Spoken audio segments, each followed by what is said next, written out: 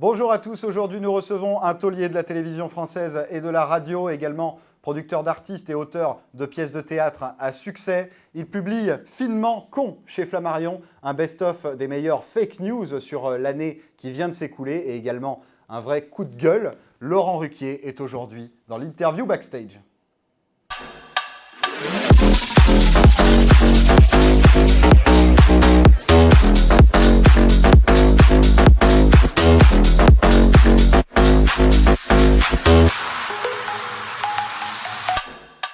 Laurent Ruquier, bonjour.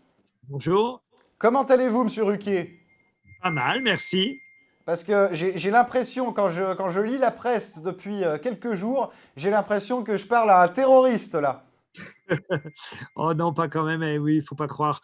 Les journaux, les titres des journaux, tout le monde est toujours dans le catastrophisme et l'hyper-médiatisation et l'hyper-surenchère de tout et n'importe quoi. Et là, franchement, voilà, il y a une photo qui a été faite et tout le monde va bien. Il n'y a aucun souci et tout le monde est en pleine forme. Et il y a une personne qui était contaminée avant de venir faire la photo. C'est pas de notre faute. C'est comme ça arrive. C'est pas de la faute de cette personne non plus parce que on peut pas savoir quand est-ce qu'on a le Covid ou pas.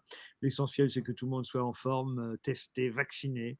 Et c'est le cas. Donc, franchement, il y a de quoi tourner la page rapidement.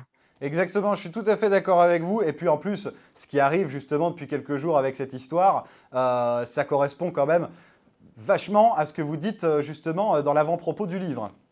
Ah bah oui, ça, je pouvais pas faire une meilleure démonstration si j'avais voulu la faire, mais c'était pas prévu. Je vous jure que j'ai pas fait exprès, mais en tout cas, oui, c'est une belle démonstration de voilà l'hystérie médiatique, les surtitrages de faits, de chiffres, les informations erronées, voilà. Je veux pas mettre à dos à chaque fois tous les journalistes, mais franchement, il y aurait à dire et à faire sur la façon dont la plupart font leur travail.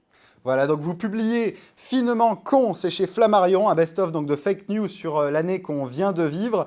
Un livre donc également coup de gueule, vous en parliez à l'instant. Et dans ce livre, vous n'épargnez d'ailleurs, avec humour bien sûr, pas les politiques. Si je peux me permettre d'en lire quand même quelques-unes. Anne Hidalgo a annoncé qu'elle voulait planter 170 000 arbres dans Paris. Elle aurait même ajouté, c'est pratique, il y a déjà les trous. Oui, alors ça, il faut effectivement vivre dans la capitale pour bien comprendre celle-ci, mais c'est vrai qu'on est pas mal en travaux un peu partout ici. Justement, alors il y en a beaucoup sur Anne Hidalgo, mais comme pour d'autres politiques, Anne Hidalgo aurait déclaré: avec moi, les artères sont peut-être bouchées, mais avec... c'est terrible. Mais avec Griveaux, les veines étaient gonflées. Alors voilà, celle-ci, elle est effectivement plus avec Benjamin Griveaux comme cible. Ça permet de se rappeler. On oublie vite l'actualité. Et c'est vrai que ce livre, c'est surtout voilà, un aide-mémoire pour se rappeler ce qu'on vit depuis un an, tout simplement. On s'en rappelle encore mieux avec celle-là. Les empreintes digitales de Benjamin Griveaux auraient aussi été retrouvées sur l'obélisque de la Concorde. Celle-là, je l'ai vraiment adorée. Je vais quand même en citer une dernière, parce que là, on a quand même surtout cité des gens de gauche. Il faut aussi quand même parler des gens de droite. Depuis qu'elle a appris que Vuitton s'était mis à fabriquer des blouses, Rachida Dati a décidé d'entamer des études de médecine. Mme Dati, elle revient régulièrement dans le livre aussi, effectivement. D'ailleurs, en parlant de politique, on est d'accord que Roselyne Bachelot aurait dû rester aux grosses têtes plutôt que de refaire de la politique, non? Oh bah, c'était son rêve d'être ministre de la Culture, donc je peux comprendre qu'elle ait accepté, et c'est quand même un poste prestigieux, et tant mieux pour elle.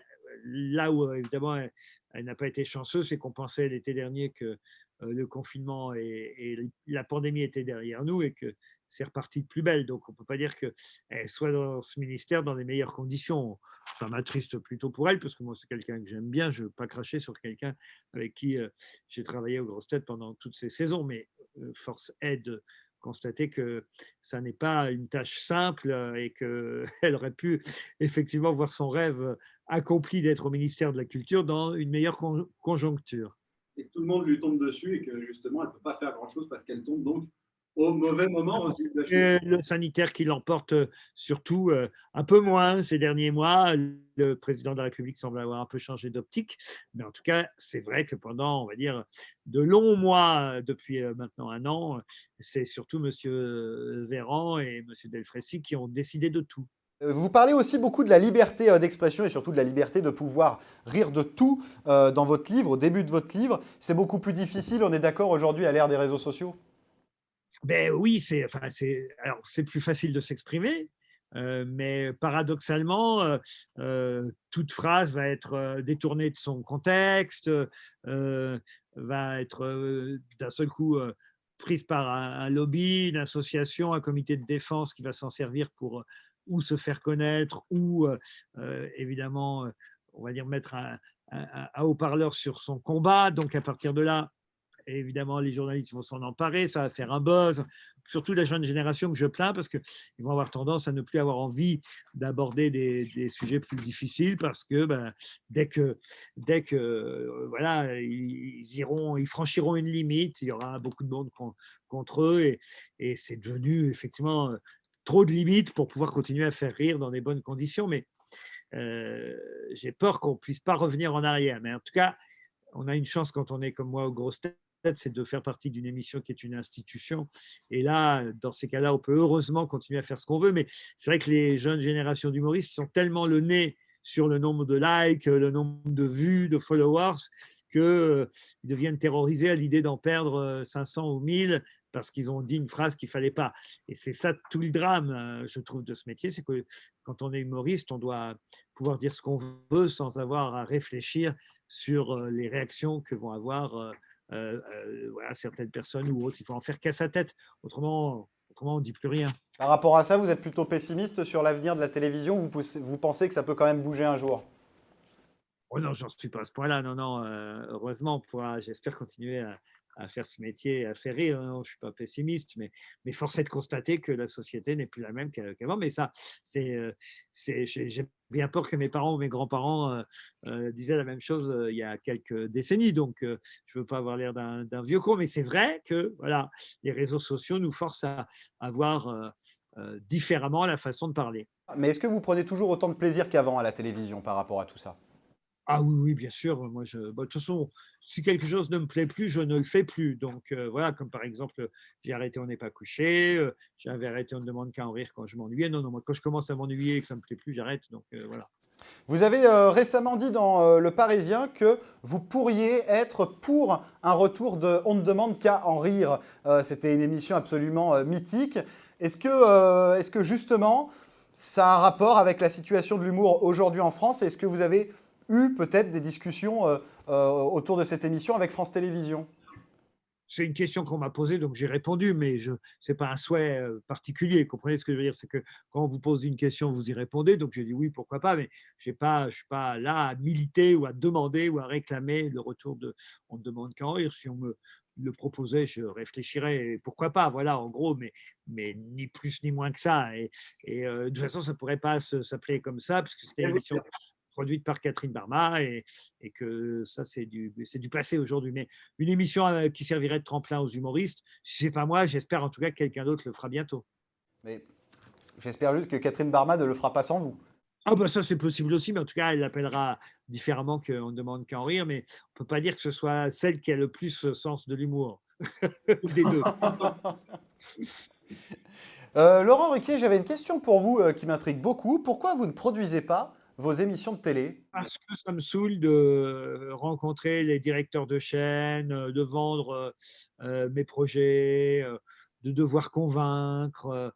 Voilà, je préfère me consacrer à l'artistique que de perdre du temps dans des rendez-vous dans les couloirs des chaînes de télévision. Oui, il paraît que vous voulez justement garder un peu cette âme d'artiste.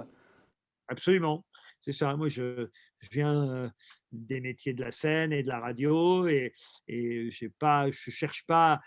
Évidemment, je suis producteur associé de mes émissions, mais c'est pas moi qui les construis, qui les fabrique. Et je laisse ça. En plus, je suis pas le plus doué pour ça. Il y a aussi tout simplement une question de lucidité sur ce qu'on sait faire ou pas. Et moi, je suis pas, par exemple, je suis pas le mieux placé pour choisir un décor. Je m'y connais rien en lumière. Voilà, il y a des il y a des métiers et moi je suis pas c'est pas mon métier ça, donc je laisse à d'autres le soin de gagner un peu d'argent sur mon dos. Laurent Ruquier, on le sait, vous faites beaucoup de choses, la radio, la télévision, vous produisez également des artistes, vous êtes auteur de pièces de théâtre. Alors, mis à part cette année où forcément l'activité, votre emploi du temps a été évidemment modifié, hors cette période-là, quelle est la journée type de Laurent Ruquier quand on fait autant de choses? Ah bah, c'est pas compliqué, je me lève tôt le matin, voilà, j'arrive, on va dire entre 6 et 7h, enfin, plus près de 6h30 que de 7h, ici à RTL. Je travaille et je prépare l'émission des grosses têtes jusqu'à, on va dire, 10h15, 10h30, puisqu'à 10h30 on commence l'enregistrement jusqu'à 13h à peu près. Donc voilà, ça c'est une matinée déjà bien remplie, consacrée exclusivement aux grosses têtes, même si évidemment dans la préparation qui est aussi la lecture des journaux, bon, bah, il y a des choses qui me servent pour mes autres activités. Mais on va dire que c'est quand même à 90% les grosses têtes qui m'occupent entre 6h30 et 13h tous les jours. Donc après, voilà, il y a la préparation de l'émission hebdomadaire l'après-midi, la lecture des livres, parfois une petite sieste quand même l'après-midi parce que ça me permet de récupérer.